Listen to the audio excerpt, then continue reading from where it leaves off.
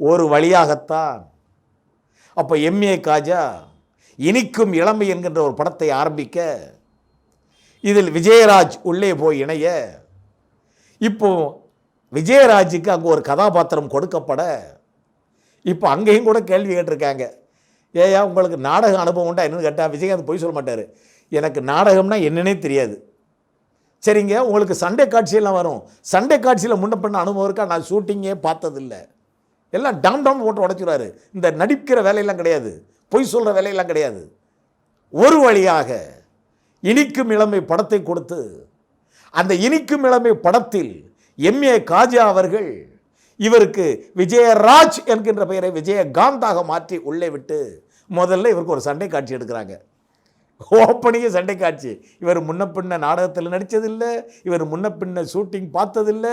என் கேள்விக்கு என்ன பதில்? ஷூட்டிங் நடித்தது தான். சண்டை காட்சின்னு அவருக்கு என்னென்னு தெரியாது. இவர் சண்டை காட்சி எடுக்கிறாங்க. ஆனால் சண்டை காட்சியை இவர் அனாயாசமாக செய்திருக்கிறார்.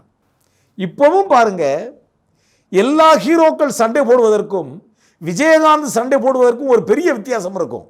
என்ன வித்தியாசம்னு கேட்டால், எல்லாருக்கும் சண்டை போடும்போது கை தான் நிறைய வரும். விஜயகாந்தை பொறுத்தளவில் கால்கள் தான் நிறைய விளையாடும். காரணம், விஜயகாந்த் படிக்கின்ற காலத்திலேயே இவர் ஒரு மிகச்சிறந்த football player, district team player. இப்பவும் அந்த கால், இப்பவும் சண்டை காட்சிகளில் பல படத்தில் விஜயகாந்துக்கு கை முந்துறதுக்கு முன்னாடி கால் தான் முந்தும்.